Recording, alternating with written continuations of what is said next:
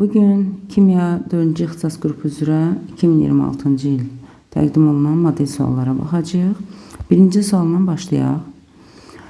Deməli, birinci sual tarazlıq sualdır və reaksiyamız nə verilib? 2x, y3 alınır 2x, y2 plus y2 formasındadır. Başlanğıc səhv tarazlıq, birinci tarazlıq halı üçün yazaq. Çünki bizə nə deyir? Deyir 0,8 mol XY3, 0,4 mol XY2 və 0,2 mol da Y tarazlıqdadır, yəni tarazlıq anındadır və bizdən növbəti halda deyir ki, tarazlıqda olan bu sistemin temperaturunu dəyişmişik. Bilirik ki, temperatur tarazlıq sabitinin dəyişən təsirlərdən biridir. Və əgər temperatur dəyişibsə, deməli tarazlıq sabiti ümumi olaraq dəyişib. Tarazlıq sabiti nəyə əsasən? Reaksiya sağa gedib yoxsa sola gedib temperatur dəyişməsinə? Bunu təyin eləmək üçün deməli birinci tarazlıq halındakı ümumi qazların mol miqdarına və ikinci tarazlıq haldakı ümumi mol miqdarlarına müqayisə eləməliyik. Əgər mol miqdarı artıbsa, deməli reaksiya düzünə gedib. Yox, mol miqdarı azalsa, deməli reaksiya əksinə istiqamətə gedir. Bunda nəyə əsasını təyin elədik? Əvvəldə 2 mol, axırda 3 mol ümumi şəkildə qaz qarışığı var. Ona görə qaz qarışığı artırsa 3-ə doğru gedir, azalırsa 2-yə doğru getmiş olacaq.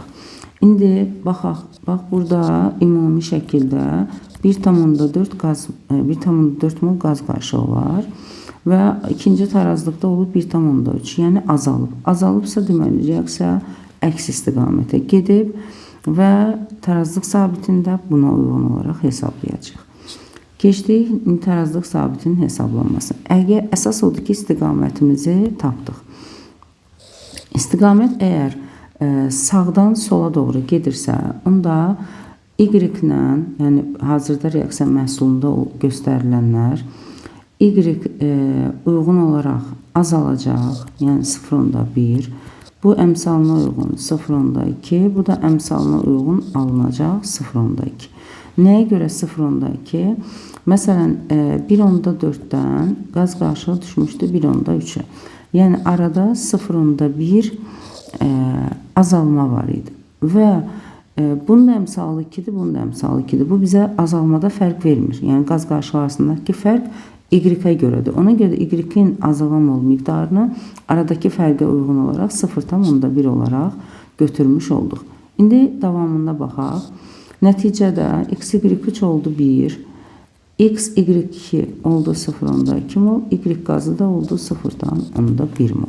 Və tarazlıq sabitini hesablayaq, hansı ki həcmdə 1 litr olaraq verilib. 0,1 vurulsun 0,2-nin kvadratı, aşağıda isə 1-in kvadratı. Bu da eləyəcək 0,4. Uyğun cavab Y variantı. Keçdik növbəti ikinci sualımızda. İkinci sual, molekulda rabitə əmələ gəlmədə iştirak edən qeyri-hibrid orbitalların ümumi sayı və karbon rabitələrinin əmələ gəlməsində iştirak edən qeyri-hibrid orbital sayı. Ümumilikdə molekulda bütün karbohidrogenlərə, belə deyək ki, alifatik karbohidrogenlərə və yaxud da ki, siklik fərqi yoxdur. Ümumən, hidrogenin sayı üstəgəl pi rabitənin sayı vurulsun 2 şəklində bu ümumi rabitə yaradan qeyri-hibrid orbital sayıdır. Bunların içərisindən hidrogen, məlum məsələdir, hidrogenə aiddir. 2pi də karbona aid olan rabitə yaradan qeyri-hibrid orbital sayıdır. Deməli ki, buradan belə çıxır ki, əgər bu 2A-dırsa, ki bu 2pi hissəsini də A-la ifadə ediblər, onda hidrogen sayı da A-dır. Deməli, hidrogen sayı pi rabitənin 2 qatına bərabərdir. Biz elə bir birləşmə axtarmalıyıq ki, hidrogen sayı ilə pi rabitənin sayının 2 qatı eyni olsun. Məsələn, benzolda hidrogen sayı 6-dır.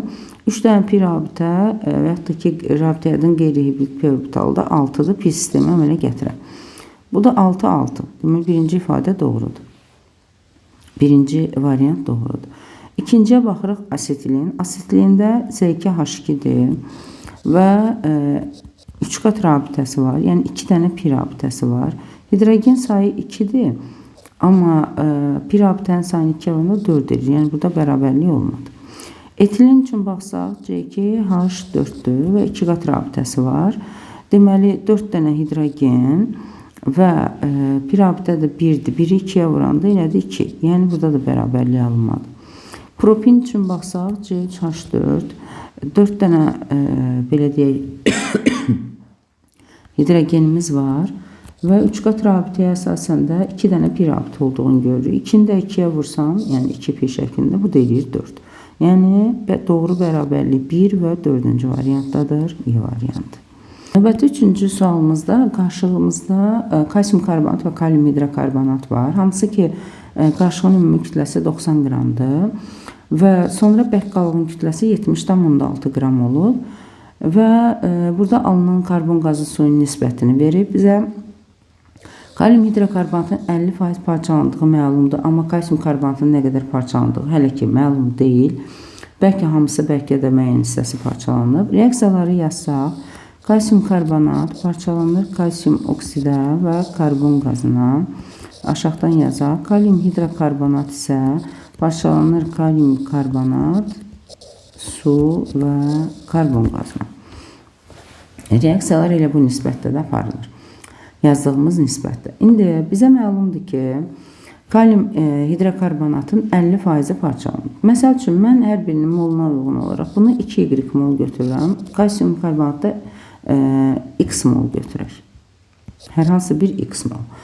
Və kalium hidrokarbonatın, başlanğıc səhv tərazilıq yazıram, 50%, yəni y molu parçalanır. Bu zaman da y molu artıq qalır. Və y moldan nə qədər kalium karbonat alınacaq? 2 molundan 1 mol alınır da. Deməli, buradan 0,5 y mol alınır kalium karbonat. 0,5 y mol su, 0,5 y qədər də karbon qazı alınır. Və ümumilikdə bizə deyir ki,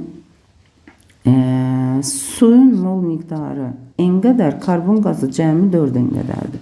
Onda 0,5 y n kimi götürürəmsə, təsəvvür eləyirəmsə ki, qiymətlərə uyğun olaraq 4n nə deməkdir? Yəni, elə bir ki, n-in qiymətinə 0,5 qoysaq, 4-ü vururam 0,5 y-ə, bu da edir 2y. Yəni, ümumilikdə 2y qədər mənim karbon qazım var. Əgər 0,5 y buradadırsa, deməli 1,5 y də buradadır. Onda 1,5 y qədər də kalsium oksid alınıb. İndi nə qədəri parçalanıbsa götürdüyümüzün. Deməli, axırda bizim bərk kütləmiz 1,5 y qədər kalsium oksid var. Kalsium karbonatda nə qədərsə artıq qalıb bilmirik. Kalium karbonat və kalium hidrokarbonatın artıq qalanı. İndi burada kalsium karbonat hissəsi bizə bəlli deyil. Azalmanı amma alınan karbon qazı bəllidir deyə azalmaya görə işləyə bilərik. Məsələn, buradakı azalmalar da bəllidir, suyun və karbon qazının miqdarı, yuxarıda da azalma bəllidir. Onda biz 90-dan ki 70,6-ya düşmüşük, 90 çıxılsın 70,6, arada 19,4 qram azalma olduğunu tapdıq. İndi azalmaları kütlə olaraq 19,6-ya bərabərləşdirək. 1,5 və 2. Yəni 0,5-lə cəmləyəndə. Deməli, ümumi elədi 2y qədər karbon qazı. Vururam 44-ə. Üzərinə 0,5 y qədər suyumuz var. 0,5 y-i də 18-ə vuranda bu da eləyir 9y. Elə bir başa yazım. 22-nin üzərinə 9 gələndə bu da elədi 31, yox, 88-in üzərinə üzr istəyirəm. 88-in üzərinə 9 gələndə bu da elədi 97y. Və bu da 19,4-ə bərabərdir. 19,4-ü bölək 97-yə. Buradan tapırıq ki, y 0,2-yə bərabərdir. Aha. Y əgər 0,2-dirsə, onda belə çıxır ki, biz kalium hidrokarbonatı əvvəldə 0,2y götürmüşdük də, yəni 0,4 mol. Və 0,4-ü də kalium hidrokarbonatın emerinə vuranda bu edir 40 qram. Cəmi də axı əvvəl 90 qram idi. Deməli ki, 40 qram kalium hidrokarbonat varsa, onda 90 çıxılsın 40, yəni 50 qram da kalsium karbonat.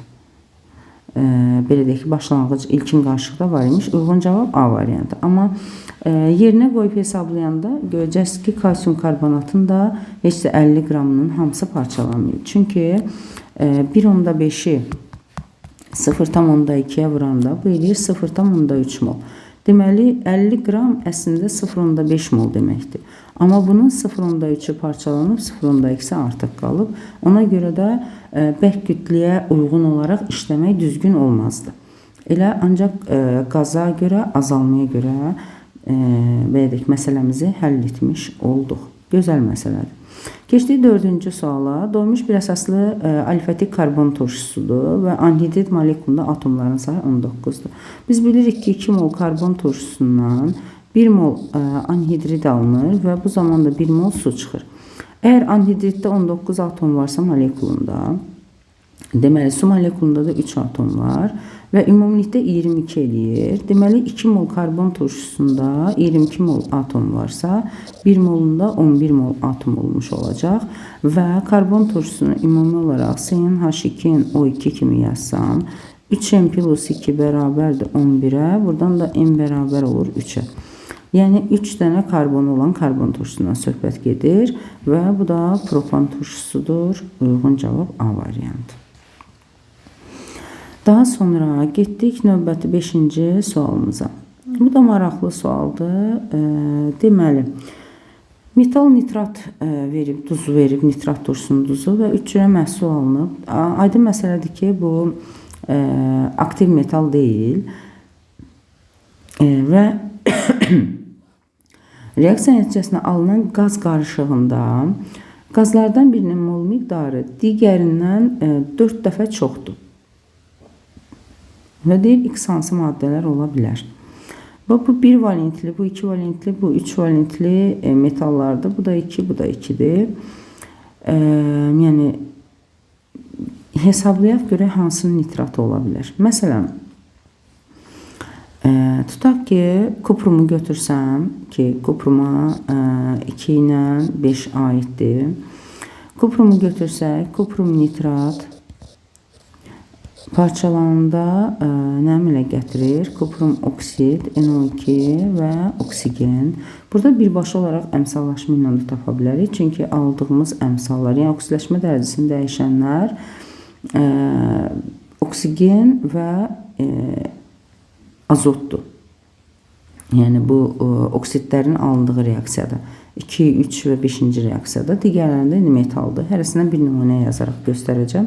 Deməli, kuprum müsbət 2-dən, daha doğrusu müsbət 2-yə gəldi. Burada dəyişiklik yoxdur. Azot 2 azot müsbət 5-dən gəlib azot müsbət 4 vəziyyətinə. İyonlar arasındakı fərq 1-dir. Vurduq 2-yə 2. Sonra 6 oksigen mənfi 2-dən gəldi 2 oksigen 0 vəziyyətinə. 2 vurduq 2-yə 4. 1, 2, 2, 1. İndi 2-ni yazırıq azotun qarşısına.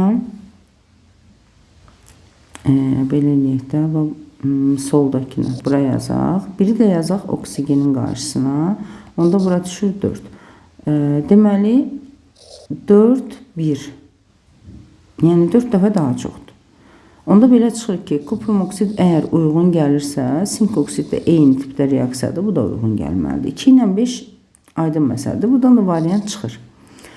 İndi keçdik digərlərinə baxaq, görək onlar niyə uyğun gəlir və yaxud da gəlmir. Məsəl üçün, argentiumu yoxlasaq, argentium nitrat parçalananda argentium, NO2 və oksigen alınır. Reaksiyanı əmsallaşdırsaq, görürük ki, 2-nin 1-ə nisbətindədir. Yəni, argentium bizi ödəmir. Ona görə də 1 olan variantları çıxırıq.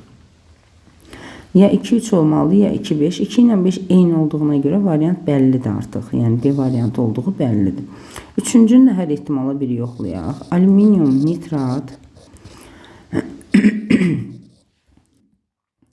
Buradan alındı alüminium oksid, NO2 və oksigen. Reaksiyanı əmsallaşdıranda görürük ki, bura 4 düşür, 2 düşdü, 12 düşür və deməli burada deyəsən 3 düşdü. Görə bilən oksigenlərə baxaq. 9 dəfə 4-üm 36, 24, bu da 6, 30, 36. Aha.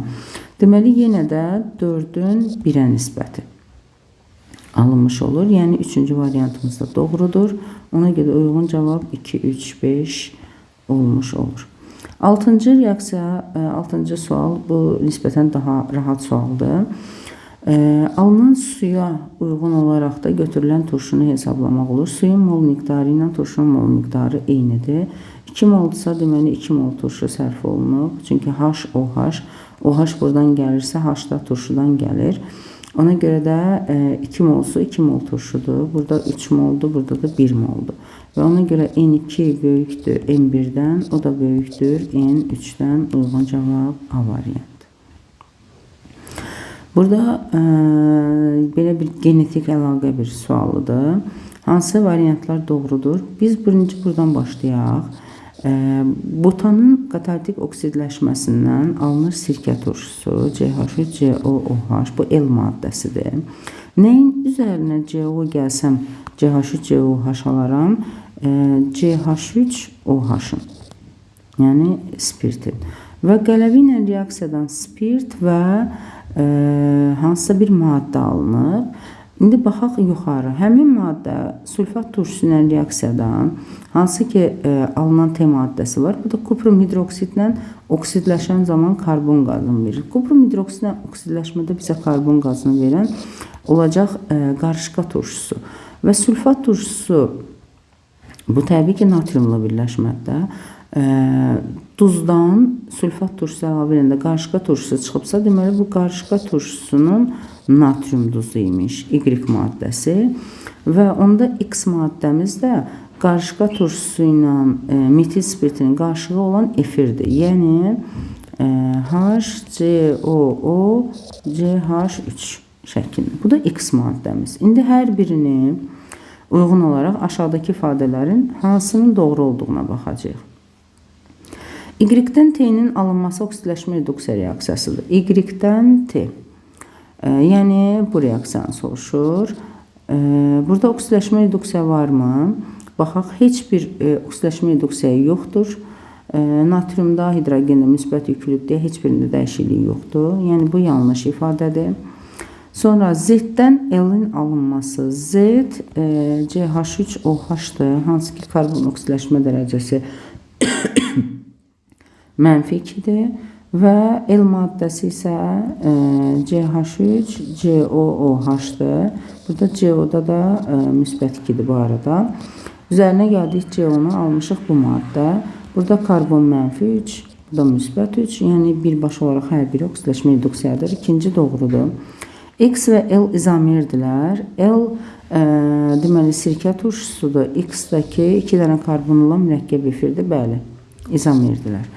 Y maddəsi gümüş güzgü reaksiyasına daxil olur. Y maddəsi qarışqa turşusunun natrium duzudur. Doğrudur, gümüş güzgü reaksiyasına daxil olur. Çünki aldehid qrupbası var.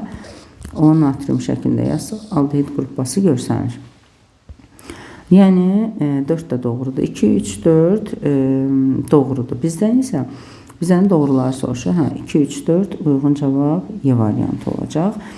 Və X və L molekulunda polyar kovalent rabitə sayı bərabərdir. 5-ci sualda X və L. X nədir bizdə? Bir dənə bu hissələri pozaq. Maneçilik törətməsin. X maddəmiz HCOO CH3-dür. Hansı ki polyar kovalent rabitə sayı, hidrogenin sayı və oksigen də sayını 2-yə vururuq. 2 dəfə 2, 4. 8 dənə polyar kovalent rabitə var molekulunda və L molekulu, L-dəki CH3COOH-dır. Karbonla oksigenlər və hidrogenlər arasında yenə 4 dənədir və karbon hidrogen arasında isə 3 dənə, oksigen hidrogendə 1-də, indi onu oksigendə saymışdıq. Karbon hidrogendə əlavə 3 dənə, yəni burada da 7 olur. Deməli, biri 8, biri 7. Eyni deyil, ona görə 5 səhvdir. 2, 3, 4 elə doğru variant olmuş olacaq. Keçdik növbəti neçənci olur? 8-ci sualımızda. Reaksiya daxil olan maddələri verib. Bu hissələri silək. Və deyir, reaksiya daxil olan maddələrimiz alifatik doymuş bir əsaslı karbon turşusu və alifatik doymuş bir atomlu spirtdir. Hansı ki, hidrogen atomlarının sayını A və A plus 4 şəklində verir. İndi biz hidrogen atomlarının sayını birinci uyğunlaşdıraq. Məsələn, alifatik doymuş bir əsaslı karbon turşusudur. Biz bunu CnH2nO2 ümumi formundan götürsək, görürəm ki, A 2N-ə bərabərdir. Və eyni sayda karbonla götürürəm N-lə, yəni CnH2n plus 2O. Görürəm ki, burada da 2 artıq var. Amma bizə lazım ki 4 olsun axı fərq. Onda fərqi 4-ə çatdırmaq üçün mən bir dənə də CH2 qrupu əlavə edirəm. Və bu zaman artıq hidrogen atom sayı 2n plus 2 plus 2, yəni 2n plus 4 edir. Yəni 2n-dirsə A-nın qiyməti plus 4-lə ödənir. Və indi nəyə fikir veririk? Görürük ki, burada 14n plus 32-dir emir və ümumi bunu da hesablasaq, bu da 14n plus 32 edir. Yəni, bunların nisbi molekul kütlələri bərabərləşdi. Və biz də bilirik ki, karbon turşusu üzərinə spirt gələndə buradan alınır efir, mürəkkəb efir və 1 mol da su çıxır.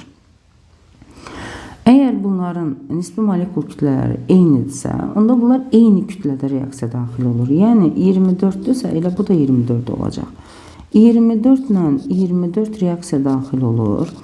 Alınır 40,8 qram efir və nə qədərsə su. İndi biz buradan suyu maddə kütləsinin saxlanması qanununa görə tapa bilirik. Və rahat şəkildə 48-dən 40,8-in çıxanda suyumuz qalır 7,2. Aha, məsələnin əsas hissəsi bundan da həll olundu.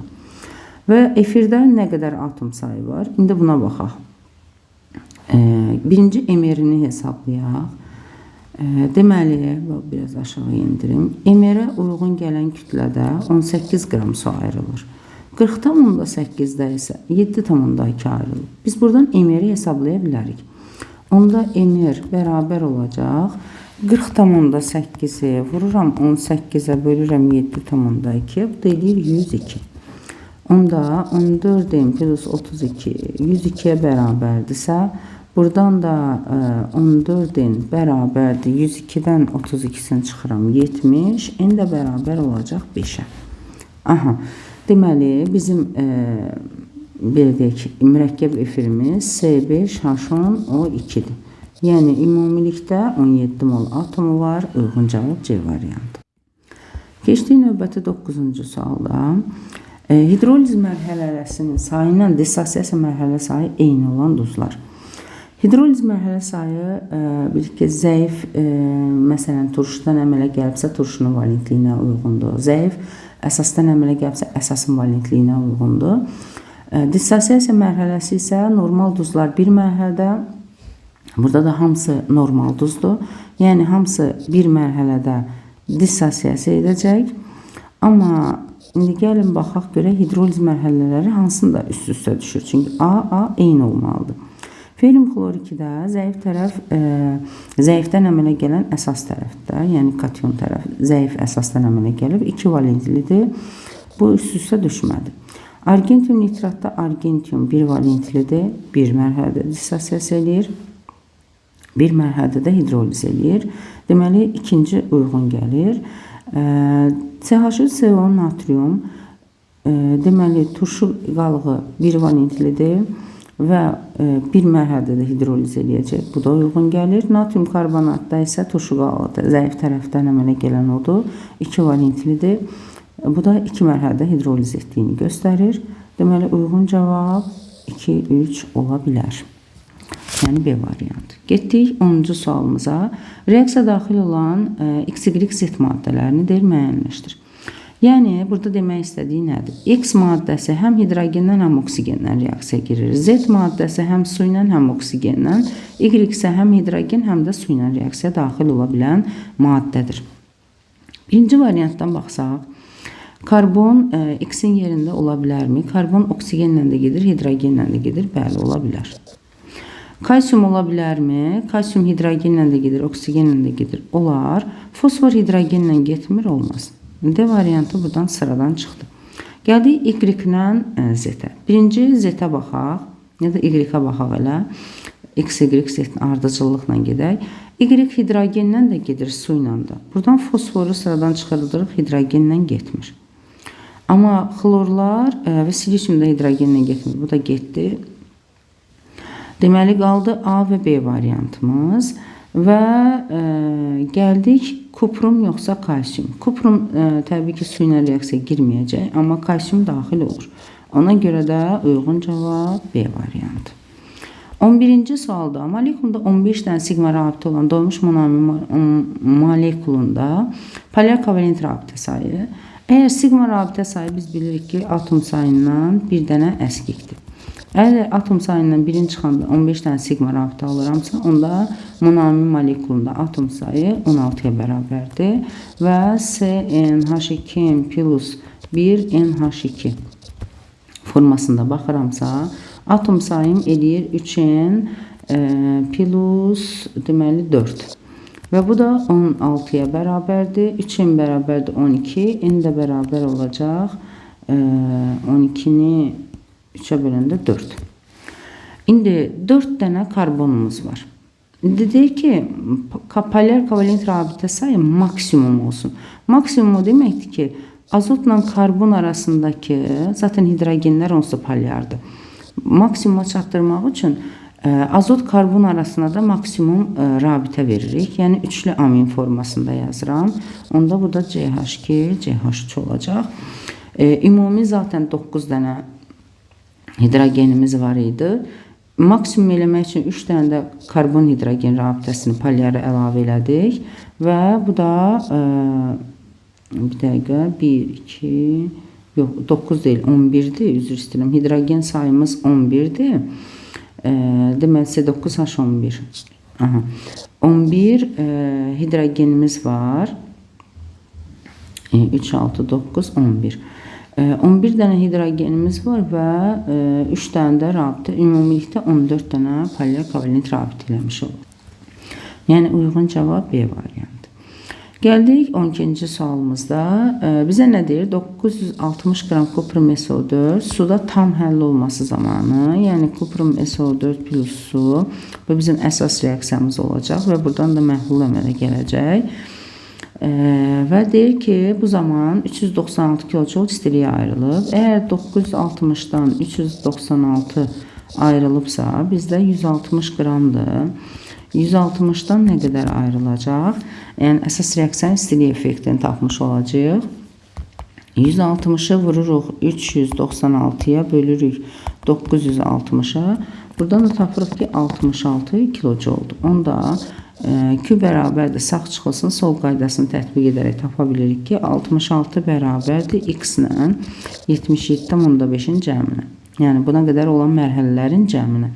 Çünki biz baxın kuprum SO4-də su əlavə eləmişik, kristal hidrat almışıq. Kristal hidrata da yenə su əlavə eləmişik, məhlul almışıq. Yəni nəticə etibarı ilə kuprum SO4-ün üzərinə hissə isə suyu əlavə eləmişik, məhlul almışıq. Yəni ona görə də bu bizim əsas reaksiyamızdır. Və əsas reaksiyanın istiliyə effekti ona qədər olan mərhələlərin cəminə bərabərdir. Buradan da tapırıq X olur mənfi 11,5. Yəni uyğun cavab D variantı. Keçdik 13-cü sualımıza. X ilə Y-in maddə miqdarının hər ikisində eyni verib və artıq miqdarda natriumla əmələ gətirdiyi hidrogenin kütləsi. Biri etandiol 1,2-dir, biri də etanoldur. Etandiol 1,2 deyəndə hamısı ümumi başlanğıcı alkandan götürür də. C2H6O2 bu etandioldur. C2H6O bu da etanoldur. Və görürük ki, burada bir dənə oksigen artıqlığı var. Çünki hər iki tərəfi C2H6-dır da digərləri. Fərq buradadır. Ona görə də M2-yə uyğun gələn budur, M1 də budur. Çünki M2 böyükdür M1 deyirsə. Deməli, Y maddəmiz ilə aşağıdan yazaq Euler Venn diaqramına. Y maddəmiz olur etandiol, X maddəmiz də olur etanol. Və indi molekulunda pi rabitə yoxdur, heç birində yoxdur. Ona görə 1-i yazıram ortaya. Glukozla qıcqırmasının etanol alınır, 2-ni yazıram etanola. Lafsanda etilen glikoldur, 3 yazıram bura. Və nitrat turşusuna mürəkkəb efir əmələ gətirir. Hər ikisi bütün spirtlərə aiddir. 4-də yazdıq bura. İndi uyğunlaşdırsaq, birinciyə 2, ikinciyə 3. Burada ardıcıllıqda diqqət olunmaq lazımdır. Digərində 4. Uyğun cavab D variantı. Dördüncü sualda X flor, Y flor və Z flor olaraq duzları verir. Nisbi molekul kütlələrini göstərir və deyir ki, 2-ci, 3-cü, 4-cü dövrün qələvi metallarıdır. Deməli, bu litium, natrium ya da kalium ola bilər. Bu 7-dir, bu 23-dür, bu da 39-dur və hər biri 16 qram digərindən çoxdur. Getdikcə artır. Ona görə ən çox olanı 39 olan, yəni Y bərabər olur kaliuma. Sonra bundan 16 qram az A uyğun olur natriuma, yəni X natriumdur. Ən kiçiyimiz də litiumdur, yəni Z də olacaq litium. Və indi uyğunlaşdıraq, bizdən səhvi soruşur. Doğru olmayanı. Deməli X, yəni natrium oksigenlə reaksiya gələn natrium peroksid əmələ gətirir, bu doğrudur. Y, yəni kalium, oksigenlə kalium O2 əmələ gətirməlidir. Bu səhvdir. Götürülür. Sonra Z, yəni litium nitrat, bilirik ki, orta aktivlər kimi oksid NO2 və oksigen əmələ gətirir. Bu doğrudur. X natriumdur. Natrium nitratın parçalanması nitrit və oksigen, bu da doğrudur. Y bizdə nədir? Kalium. Kalium nitratdan bu alınmaz, bu səhvdir. Kaliumları hər yerdə səhv götürüblər. Deməli, Z isə litium. Litiumda oksigenlə ZO2 vermir, kalium O2 verir. Ona görə 6-cı da səhvdir. Deməli, 2, 5, 6 uyğun cavab B variantı olacaq. Səhvləri istədiyinə görə. Gəldik 15-ci sualımıza. 15-ci sualda fosforun qələvi mühitdə reaksiyasıdır. Biz buradan belə deyək ki, bilirik ki, fosfin qazının alınmasından alınan duzumuzda natrium H2PO2-dir, hipofosfit duzu alınır, yəni normal duz olaraq. Və deyir ki, 4 mol özünün dediyini əmsallaşdıraq. 4 mol fosfor artıqlamasından götürülmüş natrium dioksid məhluluna reaksiyadan 1 mol qaz alınıb. Qalan da 3 mol da buradadır. 3 mol da X. 3 mol natrium varsa burada yazaq. Və 6-dırsa onda 3 mol da buraya yazaq. Aha. Və deyir ki, X maddəsinin 1 molunda da 1 mol fosfor atomu var. Bu birləşmədə fosforun oksidləşmə dərəcəsini müəyyənləşdirin. Natrium H2PO2 -2, buna X, müsbət 1, müsbət 1 və cəbri cəmini 0-a bərabər eləyərək X hesablaya bilərik. Müsbət 1 üstə gəldi 2, üstə gəldi X, üstə gəldi -4 və 0-a bərabərdir. Buradan da X-i tapırıq müsbət 1 olaraq. Yəni uyğun cavab C variantı. Keçdik növbəti 16-cı sualımıza. 16-cı sualda bizə deyir ki, sp hibrid orbitalları bütün hibrid orbitalların 25%-ni təşkil edən və əsas zəncirində 4 karbon atomu olan alkin. Alkində biz bilirik ki, 3 qat rabitə bir dənədir və yerdə qalan bütün karbonlar sp3 vəziyyətindədir. Yəni, sp hibrid vəziyyətində hibrid orbital 2 və 2 4 eləyir. Əgər 4 25%-dirsə, bunun yerdə qalan 75%-i də sp3 hibrid orbitallarıdır və buradan da tapırıq ki, sp3 12-yə bərabərdir. 12 dənə hibrid orbital isə 3 dənə əlavə karbon deməkdir. Yəni sp3 vəziyyətdəki karbon. Və bizə deyir ki, əsas zəncirində deməli 4 dənə karbon olsun. Onda mən bunu hansı formada yaza bilərəm? Maksimum yaza biləcəyim forma budur. Başqa da heç bir variant yoxdur. Ona görə indi baxaq variantlarımıza. Natriumun amoniakda məhluluna reaksiya daxil. Bəli, 3 qat rabitə əvvəldə olduğuna görə natriumun amoniakda məhluluna reaksiya girir. Üzr istəyirəm, yəni bu səhvdir. Karbon atomlarının 60% birlidir. Birli karbon deyəndə sadəcə bir dənə karbonla əlaqəsi olanları götürür. Neçə qat rabitə ilə olur olsun, heç bir fərqi yoxdur. 3 dənədir, 3 də 5-in 60%-ni təşkil edir. Deməli, ikinci variant doğrudur. Bizdən doğruları istəyir çünki. 1 sigma rabitə SPS, bunun hidrogenini tamamlasaq, SPS burada baş verir. Yəni 3 də doğrudur. İzatın 2 dənə versiya var deyə D variantı olacaq cavab. İndi dördüncü niyə səhvdir ona baxaq. 1, 2 dixlor, 3 metil pentan. Bax, 3 metil pentan, 3 metil.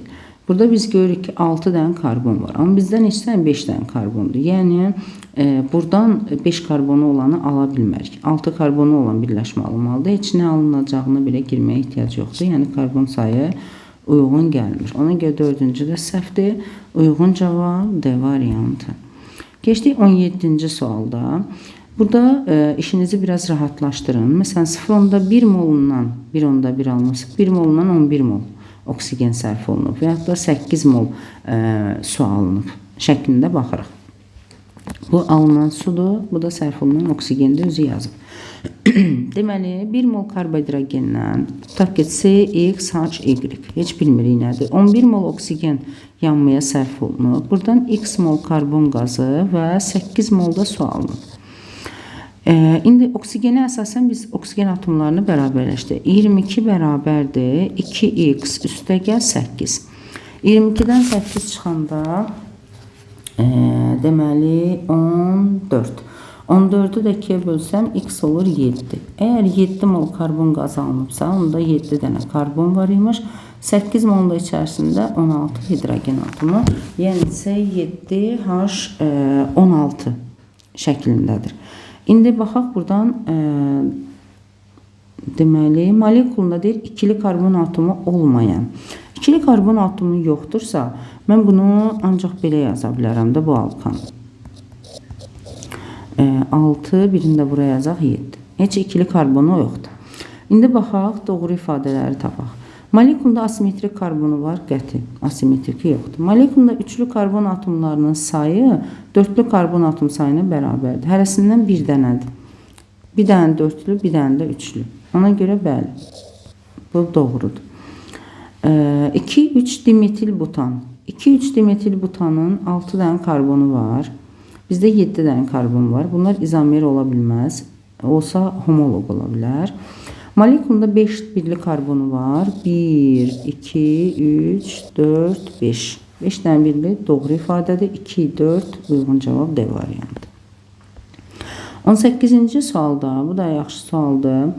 Deməli, magnezium buraları silək. Magnezium lövhə 690 qram kuprum SO4 məhluluna salınıb. Reaksiyamız budur. Magnezium, kuprum SO4 alınıb kuprum və magnezium SO4. Və deyir ki, kuprum SO4 reaksiya tam daxil olur. Və reaksiyanın sonunda magnezium sülfatın 500 ml 3 molar doymuş məhlul alınır. Buradan tapırıq ki, bərabərdir CV düsturuna əsasən 0,5-i 3-ə vuranda 1,5 mol magnezium sülfat alınır. Reaksiya zaten 1-in 1-ədir. 1,5 mola, 1,5 molda kuprum SO4'dür və tam reaksiya girib deyirsə, onda ilkin 690 içərisində 1,5 mol kuprum SO4 var imiş. 1,5 vur 160, bu da eləyir 240 qram və 690-dan da 240 çıxanda 450 qramlı su. Bu ilkin bizim məhlulumuzdur. Və məhlulda deməli artım və yaxud da ki azalma lövhədəki artım azalma ilə eyni olur miqdarca. İndi 1,5 mol magneziumdan 1,5 mol kupruma keçəndə görə kütlədə nə qədər fərq var lövhədə. Deməli 24 qramdan 64 qrama gəlirsə, deməli 1 molunda 40 artım baş verir. Bəs 1,5-də nə qədər artım baş verəcək? Buradan tapıram 60 qram artım. Əgər lövhədə 60 qram artım varsa, məhlulda isə 60 qram azalma var. Yəni məhlul 690-dan düşüb 630-a. 60 qram azalıb. Deməli sonda bizim 630 qram məhlulumuz var. Hansı ki içərisində 1,5 mol magnezium sülfat var. 1,5-i vururam 120-yə. Eləyir 180 qram duz və yerdə qalan 450 qram da sudan ibarətdir. Və indi biz magnezium sülfatın həll olma əmsalını tapırıq. Çünki doymuş məhlul alınıb. Onda KH bərabərdir. Həll olan maddənin mol miqdarını bölürəm suyun kütləsinə, vururam 1000-ə. 180-i bölək 450-yə, 1000-ə də vuranda bu da eləyir 400. Yəni uyğun cavab D variantı. Keçdik növbəti sualımızda.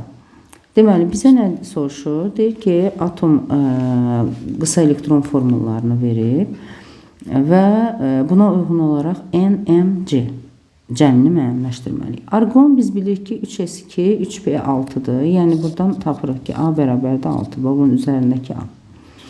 Sonra, burada 6 yazaq. A üstə gəl B yerinə. 19, 4s1-dir. Yəni, M bərabər oldu 4-ə. S-in üzərindəki B də oldu 1. Onda 6 üstə gəl 1. Bu da eləyir 7. Əgər 7-dirsə, 7-dəki 2s2, 2p3-dür də. Onda M bərabər olur 2-yə, C də bərabər olur 3-ə. P-nin üstündəki. Hər birini tapdıq. İndi N-in yerinə 4, M-in yerinə 2, C-nin də yerinə 3 yazsaq, 6, 3 edir 9. Uyğun cavab 19-da da C variantı. Keçdi 20-ci suala. Molekulunda alkendir. Polyar kovalent rabitə sayı ilə sp3 hibrid orbital sayı eynidir. İndi baxaq. Polyar kovalent deyəndə karbon-hidrogen arası rabitələr nəzərdə tutulur. Bu da hidrogen sayı qədərdir. İndi biz baxırıq ümumi olaraq CnH2n formulu ilə. sp3 hibrid orbitala gələndə N qədər karbonun 2 dənəsi sp2 vəziyyətindədir alkenlərdə. Onda N-2 qədər də sp3-dür. Bunda hibrid orbital tapmaq üçün vururam 4-ə. Onda digəri də bərabər olur. 4N çıxılsın 8. Və bunlar ikisi də sol tərəf eynidirsə, sağ tərəf də eynidir. Onda 4N-8 elə 2N-ə bərabərdir. Buradan da tapıram 2N bərabərdir 8, N olur 4. Yəni, alkenimiz C4H8-dir. Və deyir, birli karbon atom sayı 3 dənədir. Birli karbon atom sayı 3 isə deməli şaxəsi var. Onda bu formada yaza bilərik. Deməli, indi bunun üzərinə gəldim H-brom. H-brom gələndə reaksiyadan hansı maddə alınır? Baxaq. Markovnikov qaydasına əsasən yazsaq, deməli, hidrogeni çox olana, brom da hidrogeni az olana birləşdirsək, CH3, C brom, CH3 və burada da CH3 olur 2 brom, 2 metil propan. Uyğun cavab C variantı. Keçdik 21-ci suala. Burada biraz PDF-də yaxşı oxunmur. Mən sizin üçün oxunar hala gətirəcəm. Deməli, təbii birləşmələrimiz XY2-dir, bu da ZY-dir. Və deyir ki, bu piritdir, yəni onda ferium S2. Deməli, ferium oldu X maddəmiz, Y-də oldu kükürt. Və digəri sfaleritdir, sfalerit də sink S-dir. Onda Z maddəmiz də sink olacaq. Çünki Y-də zaten kükürtdür. İndi maddələrin hansılarının XY elementlərin əmələ gətirdiyi bəsti maddələrin hər üçü ilə reaksiya daxil olur. İndi bunu tapmalıyıq. Oksigenlə dəmir, kükürt və sink var da əlimizdə. Hər üçü oksigenlə reaksiya daxil olur. Bu bir. Heliumla heç biri ilə getməz, yod kükürtlə getməz, xlor da hər üçü ilə reaksiya daxil olar. 1, 4 uyğun cavab B variantı. Keçdik 22-ci sualımıza. Deməli, burada bizə deyir ki, reaksiyadan əvvəl qapalı qabda olan maddələrin mol miqdarı A-dır, reaksiyadan sonra isə B-dir. A ilə B-nin nisbəti maksimum neçə ola bilər? Baxın, maksimum deyəndə, indi biz ən maksimumu bir dənə yoxlayarıq. Bax, reaksiya budur. Azot plus 3 hidrogen alınır 2 amonyak. Başlanğıc səhv tarazlıq şəklində yazıram. Ümumi A-dır. Tutaq ki, x mol azot, 3x qədər də hidrogen sərf olunsa, 2x də amonyak alınsa, hər bir əmsalına uyğun. Deməli, bu 4x sərf olunmalıdır. A minus 4x və bu da 2x alınmalıdır. Ən, belə deyək, 3-ü yoxlasaq. Baxın, başlanğıcda, deməli, A bölü nisbətdə qapalı qabda maddələrin mol miqdarı A olaraq götürmüşəm və B isə reaksiyadan sonra, yəni bunların cəmi, bu da edir A minus 2x. Əgər bunu 3-ə bərabər edirəmsə, A variantındakı kimi. Görək, burada nə alınır? A bərabərdir 3A çıxılsın 6x. Buradan da 6x bərabərdir 2A-ya, A da bərabər olur 3x-ə. A əgər 3x olsa, mən necə 3x-dən 4x çıxa bilərəm? Baxın, mümkün deyil, düzdürmü? Ona görə 3 variantı qəti şəkildə mümkün ola bilməz. Yəni, elə bir bərabərlik yoxdur ümumiyyətlə. İndi digər versiyaya baxsaq, 2-ni yoxlayıram məsələn.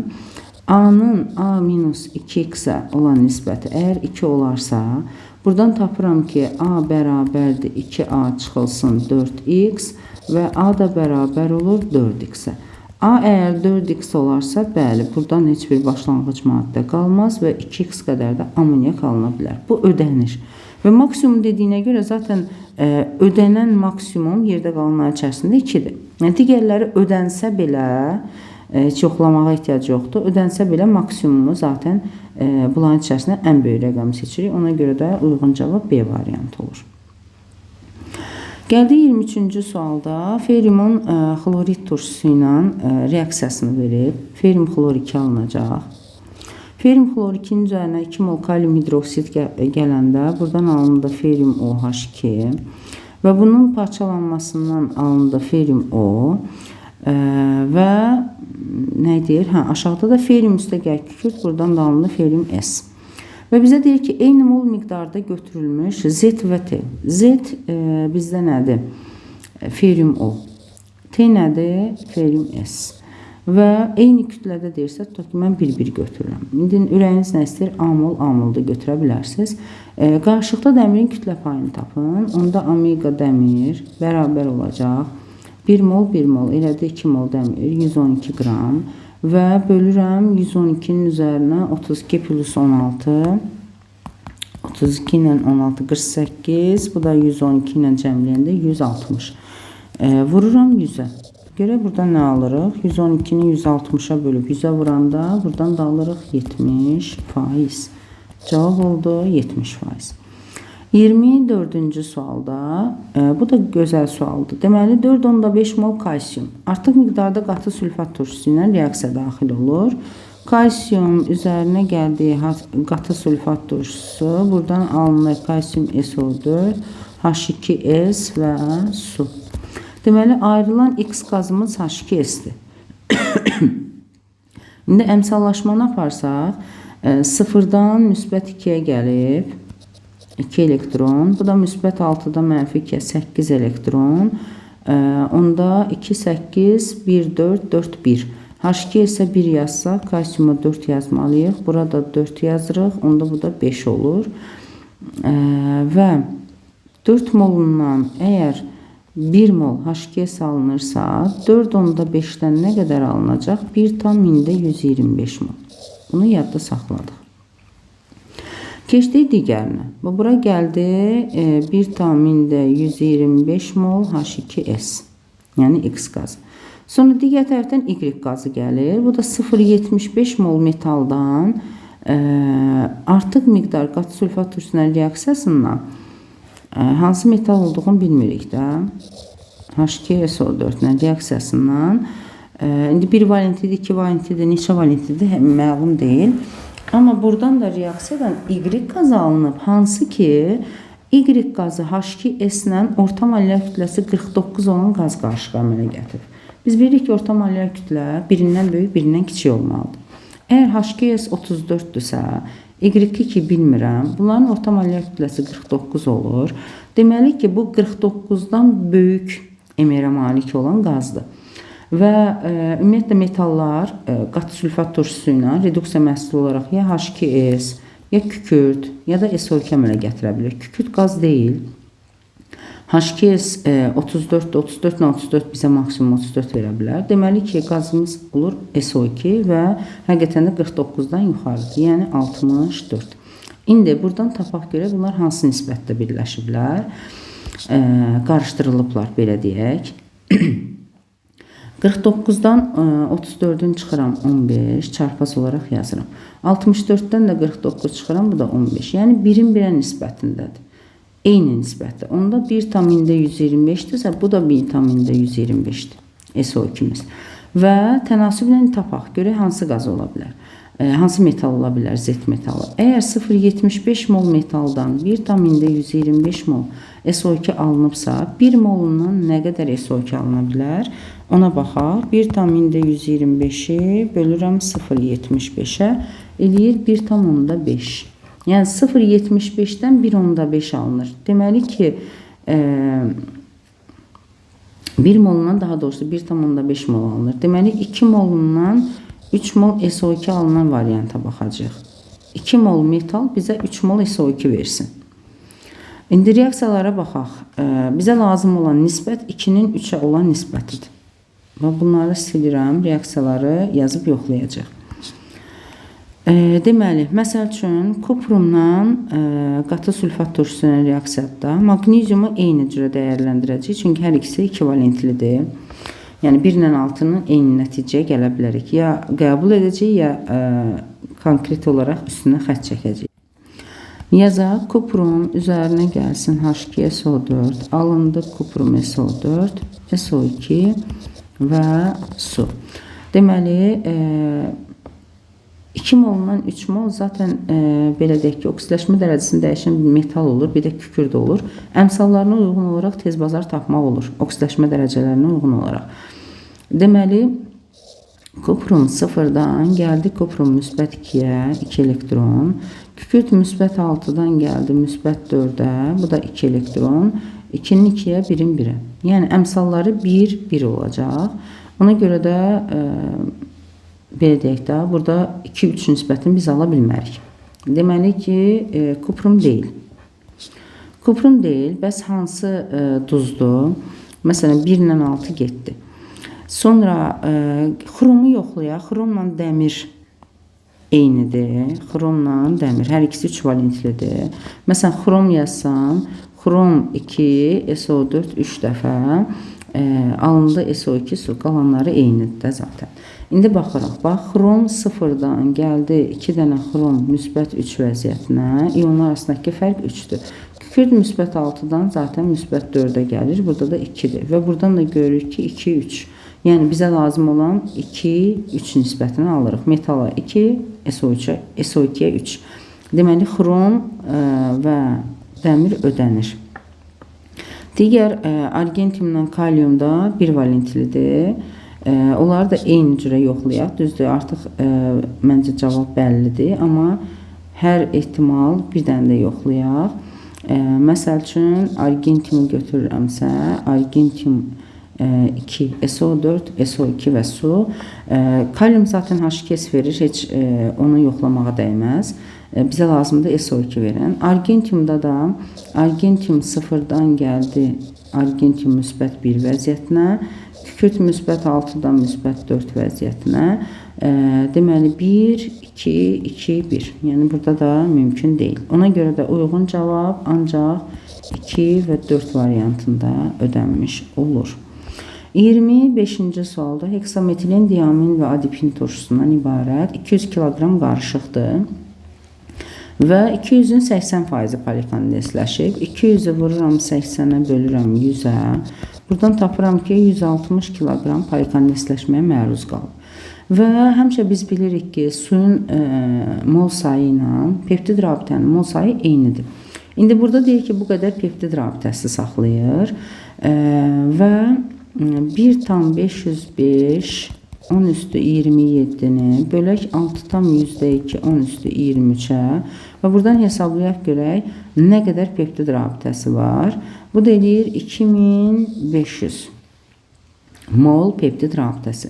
Bunları ixtisar aparanda burada qaldı 4, 0,25, yox, bir dəqiqə. Deməli, ümumi 0,25, 0,25-i də 4-ə vuranda, 10 üstü 4-ə daha doğrusu, 10 üstü 4-ə vuranda, yəni 10.000-ə, bu da edir 2500 düz hesablamışıq. Deməli, 2500 mol, belə deyək ki, peptid rabitəmiz var. Deməli, 2500 mol suyumuz var dolayısıyla. 2500 mol su, bu eləyir 45.000 qram və bunu kiloqrama çevirsək 45 kiloqram. Ümumi də maddə kütləsinin saxlanması qanununa görə zaten məhsulların da kütlə cəmi 160 kiloqram verməlidir polikondensləşmə nəticəsində. İndi məhsulda da neylon lifi alınır, bir də su alınır. Əgər su 45-dirsə, əvvəldə 160-da, 160 bərabər olur. Neylon üstəgəl 45. Neylon nə qalır? 115. Deməli, 160-dan 45-in çıxır, 115. Deməli, əmələ gələn neylon lifi də olacaq 115 kiloqram.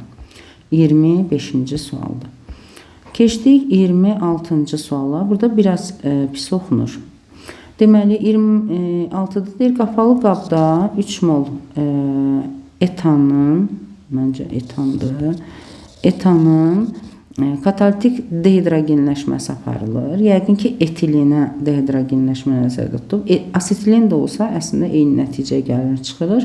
Deməli, bu zaman qabda helyuma görə nisbi sıxlığı 6 olan qaz qarışığı alınır. Helyuma görə sıxlığı 6-ya bərabər olan qaz qarışığı alınır. Deməli, biz indi etanın dehidrogenləşməsini yazaq. C2H4 plus H2 başlanğıc sərt tarazlıq kimi yazıram. 3 mol idi. X mol dehidrogenləşib, yerdə qalıb 3 minus X və bu zaman X mol etilin, X mol da hidrogen alınır. Tutaq ki, deməli, nisbi sıxlıq əgər helyuma görə 6-dırsa, yəni D helyum bərabərdir, M orta bölünsün 4 şəklində tapıram. Bu da 6-dırsa, onda bizim M ortamız 24-dür. Onda yazıram ki, 24 bərabərdir. 3 minus X-i vururam 30-a. Üzərinə gəlirəm 28X və 2X. Aşağıda isə 3 minus X üstə gəl 2X, yəni 3 plus X. İndi bunu sadələşdirsək 3 plus X, burada da 30X-lər gedəndə qaldı 90. Və buradan alaq. İndi hesablayaq. 72 üstə gəl 24X bərabərdir 90. Buradan X bərabərdir 18-i bölək 24-ə. Bu da eləyir 0,75 mol. Aha. Alınan qaz qarışığının normal şərtdə həcmini istəyir. Alınan qaz qarışığımız axırda 3 plus X-dir də. 3-ün üzərinə də 0,75 gələndə 3,75 mol. Və normal şəraitdə deyəndə 3,75-i vurursan 22,4-ə 84 litr eləyir. Uyğun cavab 84. Və gəldik 27-ci sual. Aha, təmizlədik. Deməli, uyğunluğu müəyyənləşdirin. Flor, xlor, yod verib. Və deyir ki, bax buradan yazaq. X, Y, Z. 1, 2, 3 olaraq uyğunlaşdırırıq. Deməli, qaz halındadır. Bu florla xlora aiddir. Yəni, A-nı yazıram bura. Həm oksidləşdirici, həm reduks edici xassisə göstərir. Xlorla yoda aiddir. Yəni, Z-ə yazıram B. Hidrogenlə reaksiya daxil olur. Hər üçü. Ona görə də X üçün yazıram C. Kükürtlə reaksiya daxil olur. Bu yoda aid deyil. Onda florla xlora aiddir Y-ə, yəni D. Və oksigensiz turşularının duzlarının suda məhlulların elektrolizini alınır. Elektrolizdə flor alınmır. Oksigensizlərdə ərintidən elektroliz alınır. Yəni suda məhlulda yox. Ona görə yeni xlorla yoda, yəni Z-ə aid eləmiş oluruq. Uyğunlaşmamız da bu şəkildə C, AD və BY şəklində olmuş olur.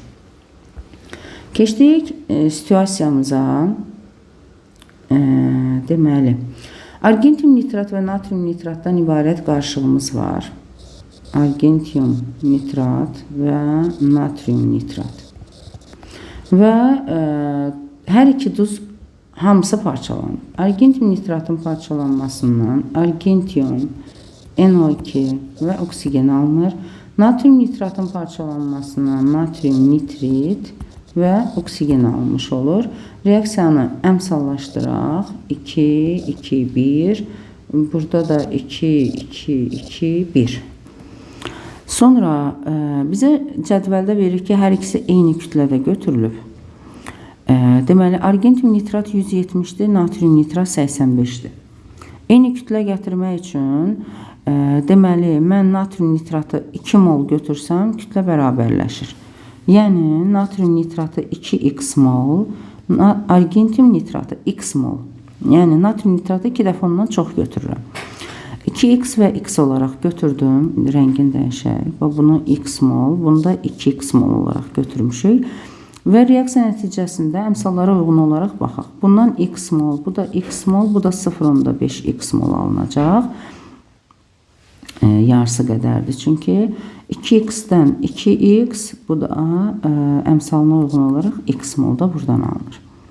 Və bizə deyir ki, qaz qarışığı ümumi həcmi 112-dir. Biz buna əsasən x-ə tam qiymət alaq.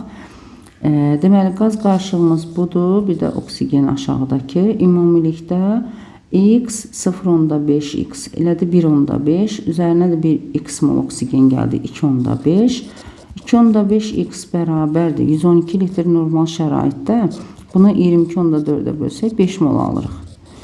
Deməli, bərabərdir 5-ə, x də bərabər olur 2-yə. Konkret artıq qiymətlərimiz var. Əlimizdə nələr var? Bu 1 mol, bu 2 mol, bu 4 mol, bu da 4 mol. Konkret olaraq aldıq. Və parçalanma proses zamanı ayrılan XY qazı, biri NO2-dir, biri oksigendir və soyuq sudan keçiriləndə X tam sərf olunur. Təbii ki, burada soyuq su ilə reaksiyaya girən NO2-dir, tamamilə sərf olunan. Oksigen də zaten artıq miqdardadır. Deməli, X qazımız NO2, Y qazımız oksigen olacaq. Və su ilə reaksiyasından da deməli, məhlulda yalnız bir turşu əmələ gəlir. Deməli, NO2 plus oksigen plus su, buradan nitrat turşusu alınır. 4 mol nitrat turşusu alınır. Bura 4 yazaq, bura 2 yazaq. Əmsallaşma deyəsən tamamlandı. İndi bizim əlimizdə nə qədər NO2 var? 2 mol. Düzdürmü? Bu 2 moldursa, 4-ə 1-dirsə, 2-yə də 0,5 mol oksigen sərf olunur.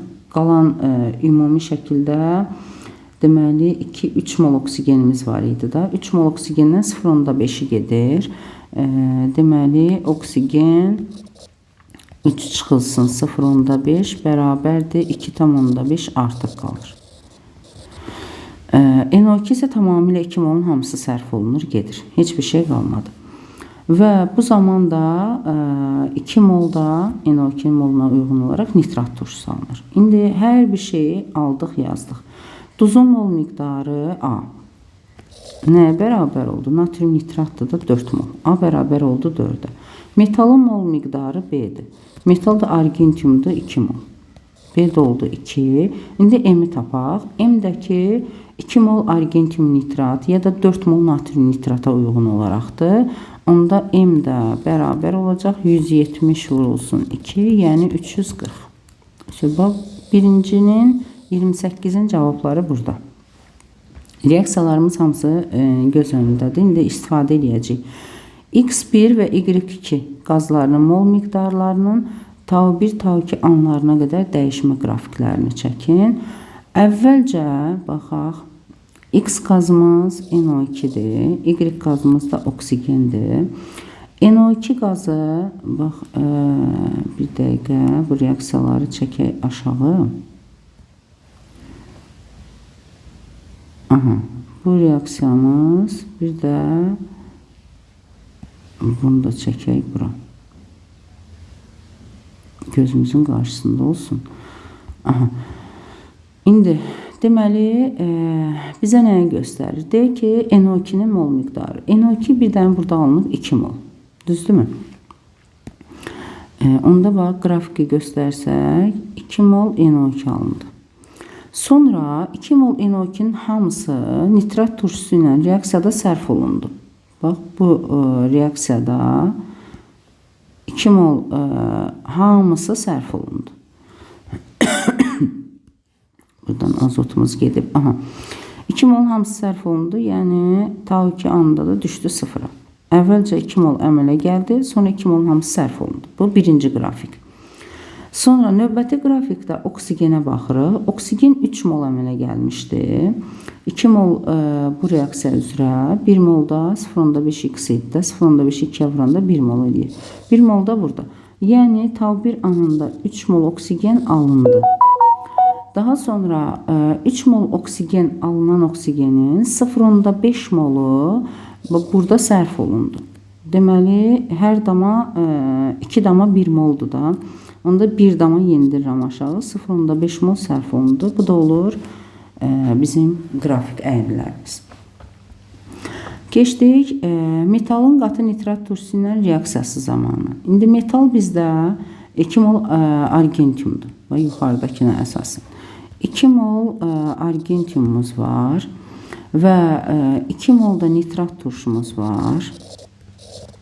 Və bunların reaksiyası. İndi reaksiya daxil olan turşunun kütləsi 2 mol. 2 vur 63, bu da edir 126 qram. Bu birincinin cavabı.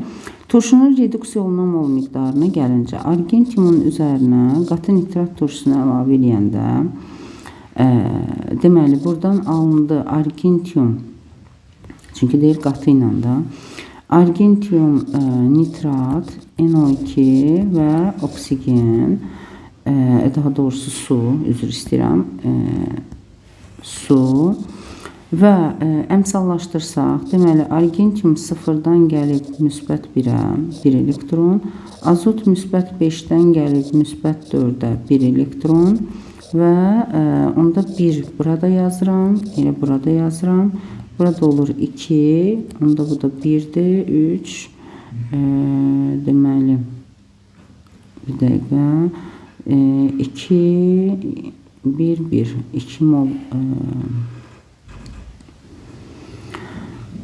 deməli, 5-dən 4-ə gəldi 1, bu da 0, 1, 1 mol NO2, 1 mol da argentium, onda burada 1 yazsaq, bu da oldu 2, onda 1 mol da su. Deməli, 3, 4, 6-dan oksigen düzəldi, əmsallaşmamız doğrudur. İndi baxırıq ki, hərəsinin eyni mol miqdardadır.